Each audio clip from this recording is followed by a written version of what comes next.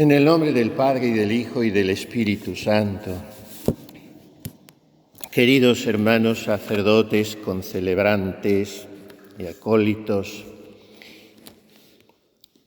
fervorosa comunidad de madres carmelitas descalzas y hermanos todos en el corazón de Jesús de Teresa. Durus est hic sermo. Qué necios somos y qué torpes. Tener por duras las palabras de Jesús, cuando él lo que acababa de decir era, sí, sorprendente, absolutamente nuevo, rompedor, pero era la fuente de toda consolación. Lo que acababa de decir era esto: mi carne es verdadera comida y mi sangre verdadera bebida. El que come mi carne y bebe mi sangre, vive en mí y yo en él, tiene vida eterna, y yo lo resucitaré en el último día. Y ante esto los cafarnaítas empiezan a refunfuñar murmurando que si aquel era un discurso insoportable y que más vale que nos marchemos del entorno de este extraño rabí que ha surgido en Galilea. Qué duro es. A veces lo decimos de una persona cuando es exigente para nuestro bien, porque quiere ponernos en la verdad. ¿Cómo va a estar bien comulgar en la mano, dando un mentís a todo lo que han hecho los santos y han enseñado los papas? Comulgar con reverencia, de rodillas y en la boca, porque son su carne y su sangre. ¡Ah, qué duro es este sacerdote! ¡Oh, qué antiguo! No. ¡Qué necio es usted! Vamos a seguir el camino de la tradición y de los santos.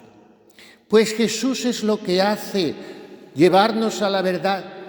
Y esto sucede en muchos casos, en casos particulares. La voluntad de Dios es dura. Marchémonos. Y entonces Él se vuelve a los suyos, los íntimos, pensando que al menos estos no le fallarían, porque fue una gran defección muy numerosa la que se produjo en Cafarnaúm. Lo dice San Juan. Desde entonces muchos dejaron de seguirle. Y Pedro sale, como siempre, con su elegancia espontánea, en cabeza de todos. Señor, ¿dónde vamos a acudir si solo tú tienes palabras de vida eterna?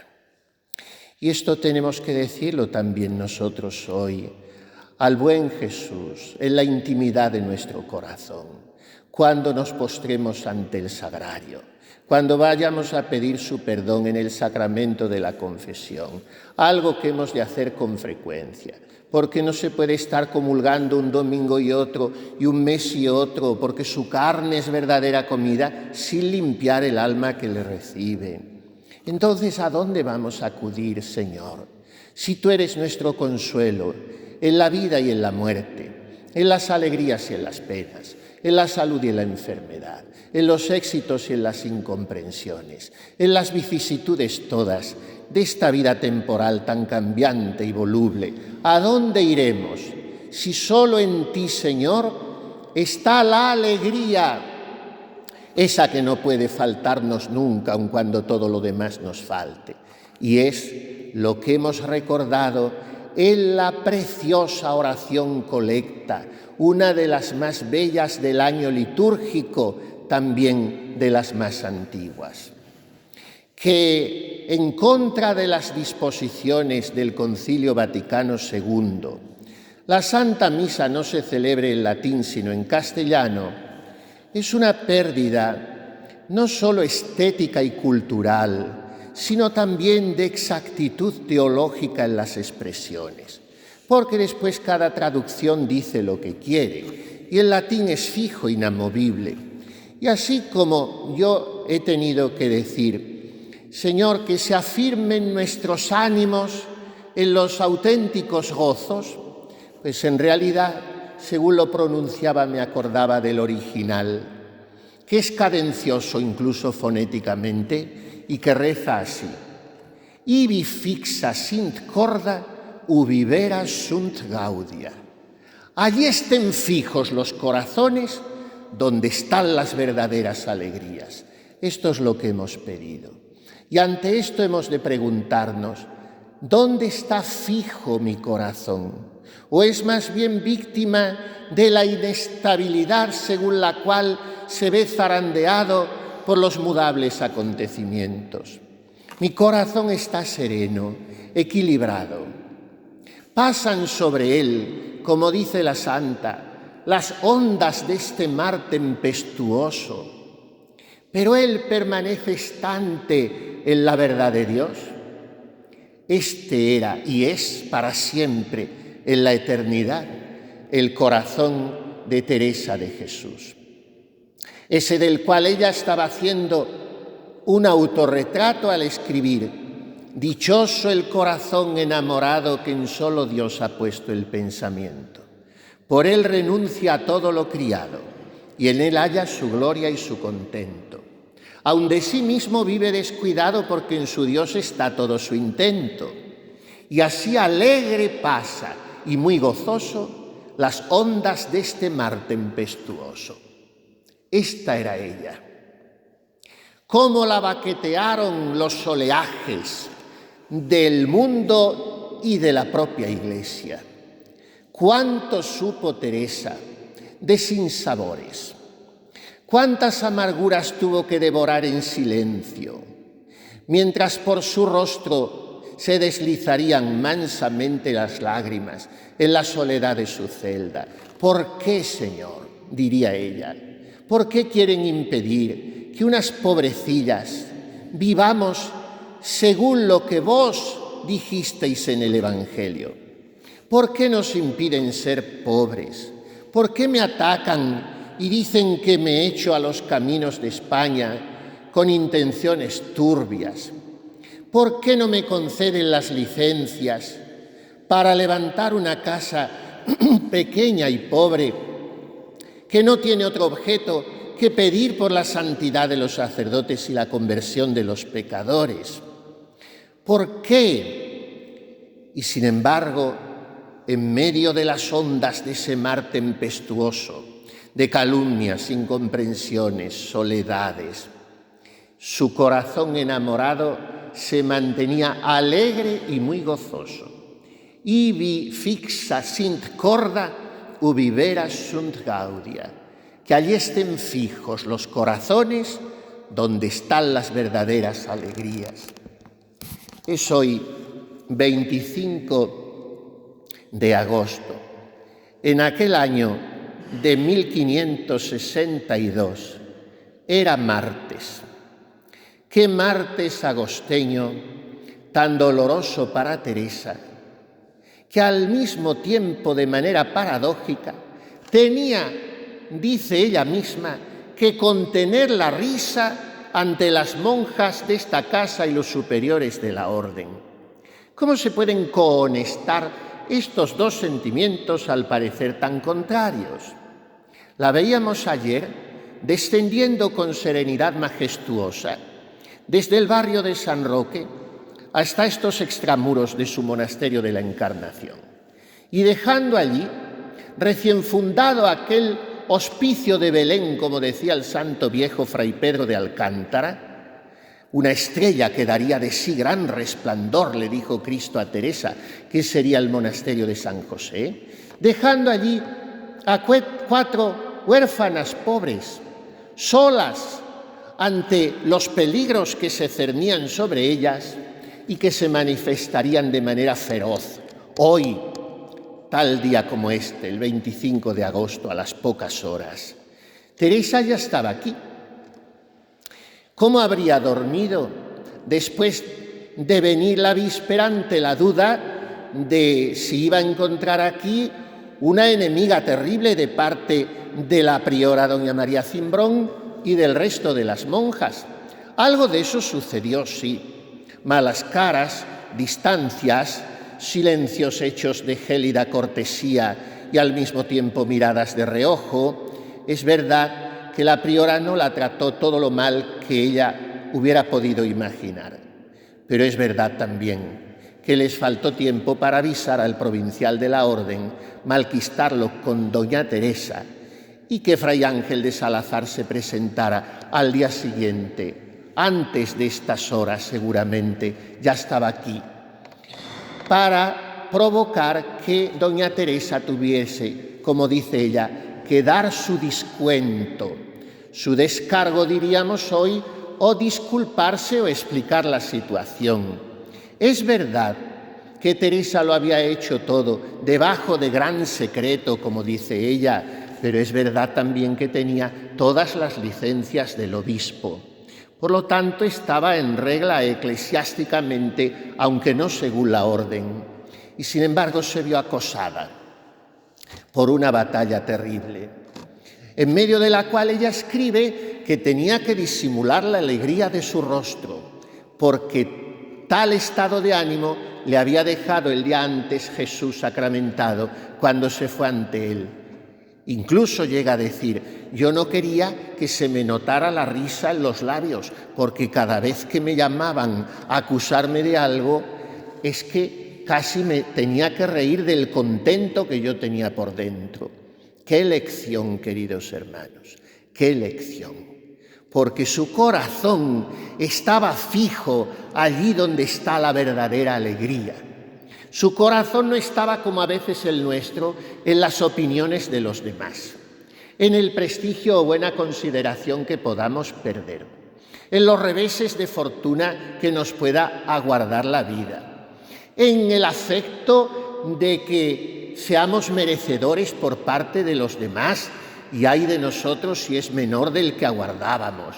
No, cuando un corazón está en todas esas contingencias, es un corazón blando, débil, flojo, un corazón de ánimo no varonil, que es el ánimo que quería Teresa para sus monjas, que fuesen no nada mujeres, sino tan fuertes que pusieran espanto a los hombres. Y así fueron aquellas 4 pobrecicas que quedaban solas en aquel convento tan reducido que no era más que la suma de unas modestas casas que había comprado el cuñado de la fundadora. Allí quedaron y allí empezaron a sentir el mismo día 25 de buena mañana el rugido de toda la ciudad de Ávila, diría el fiel capellán Julián de Ávila en sus notas tiempo después, que parece que aquellas juntas que hacía el concejo, el ayuntamiento, aún se conservan las actas, en un juicio que después ha dormido durante siglos sin ser sobreseído hasta hace relativamente poco tiempo, como es la historia.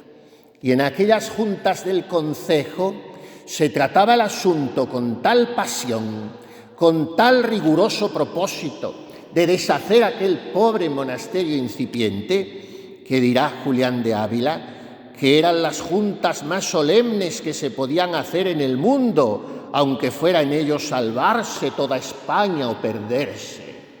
Así se pusieron los abulenses, que si no tenían licencia del concejo, que si se llevaban las aguas de las fuentes, que ellos estaban hartos de dar limosna a los otros conventos, que a qué venía uno nuevo, que si esto lo sabía la orden, y así 1000 cosas. Doña Teresa aquí, aquellas 4 allí, poniendo unos tablones grandes que encontraron para sujetar las puertas ante el temor de que las derribaran los que las acosaban desde fuera, pero firmes en la verdadera alegría, como las había enseñado su fundadora en algunos breves encuentros que había tenido con ellas, en casa de doña Guiomar de Ulloa, de la que, por ejemplo, era doncella María de Paz, o junto al confesonario de Fray Pedro de Alcántara, porque otras eran dirigidas suyas, o del padre Gaspar Daza. Y en aquellos encuentros rápidos, doña Teresa las había hecho mujeres fuertes. ¿Por qué? Porque les había contagiado el fuego de su corazón transverberado.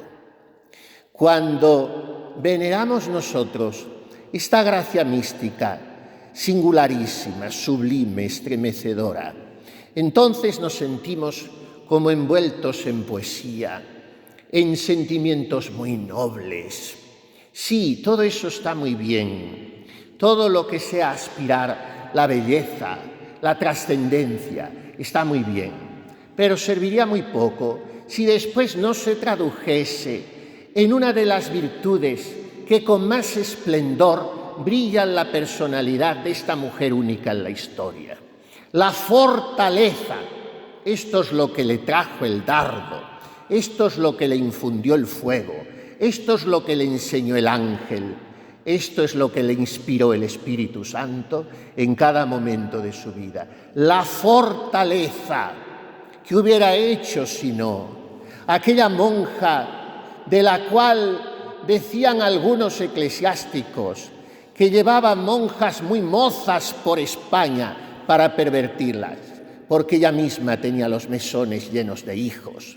¿Qué hubiese hecho Teresa de Jesús cuando, pasando un mes y otro en el barrio de Santo Tomé de Toledo, sin tener ni una sartén porque tenían que ir a pedirla a la vecina, así de pobres eran, no le daban licencia para fundar, el gobernador eclesiástico de la ciudad imperial, puesto que el arzobispo primado estaba condenado por la Inquisición y preso en el castillo de Sant'Angelo en Roma, Fray Bartolomé de Carranza.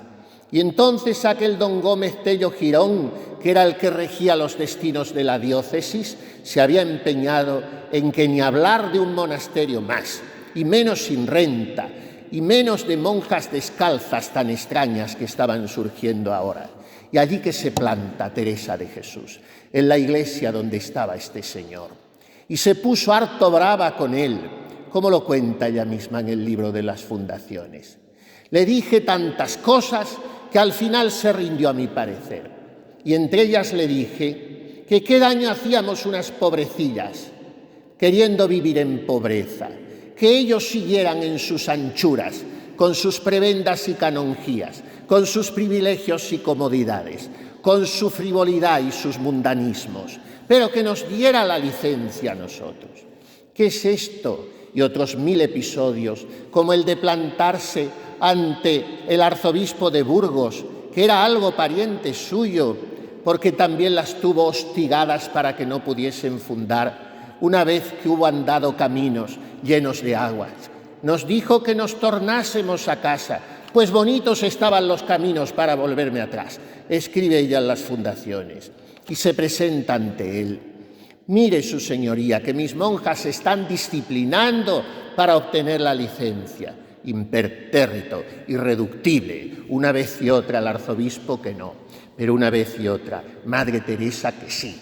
Y así consigue sus fundaciones. No hablemos del caso de Sevilla, cuyo arzobispo también era enemigo frontal, y el día que por fin ella consigue fundar, se arrodilla al prelado en el santo suelo para pedir la bendición de aquella monja.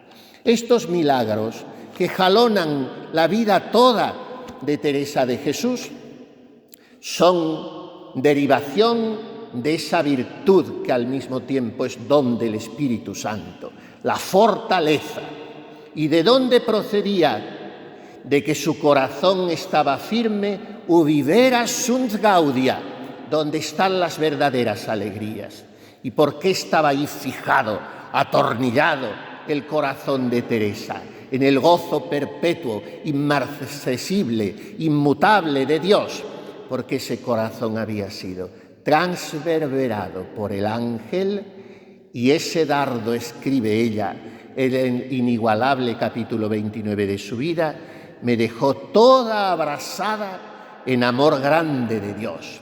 Y cuando hay amor grande de Dios, hay valentía, hay fortaleza, no hay contemporizaciones con lo políticamente correcto, hay rectitud, hay libertad y hay miras limpias solo por la gloria de Dios, no por la propia ni por la opinión de los demás. Esta es la enseñanza de Teresa al hacer conmemoración de su 25 de agosto de 1562, aquel en el cual a otra cualquiera le hubieran amargado la jornada, cuando apenas despertarse ve que está esperando la autoridad suprema de la orden en la región, el padre provincial, para decirle que deshaga el monasterio. y después se entera que toda Ávila está contra ese monasterio. La salva de toda aquella guerra un joven dominico. Su gran asesor, confesor, el padre Pedro Ibáñez de Santo Tomás, estaba fuera y había dejado como su representante a un fraile de 34 años, Fray Domingo Báñez. Con el tiempo sería uno de los primeros teólogos de España y su nombre está en todos los libros importantes de dogmática. Entonces era solo un joven religioso que con toda mansedumbre se puso en pie cuando el concejo entero quería destruir el convento de San José. Creo que no se debe proceder con tanta celeridad. Esto es caso del obispo, dijo. Así les amansó un poco, después fueron al obispo el día 26, hubo otro concejo muy importante el día 30, ¿a cuál de ellos más crudo?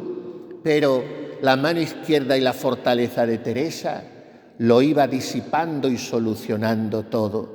Que esa mano saque de su propio corazón un poco de fuego y lo meta en el nuestro. Entonces nos infundirá fortaleza, serenidad, paciencia, equilibrio, alegría, coraje, valentía por el Señor. Y nosotros así, un poco enteresianados, seremos más verdaderamente cristianos y no diremos ante Jesús, durus est hic sermo, qué dura es esta forma de hablar, marchémonos.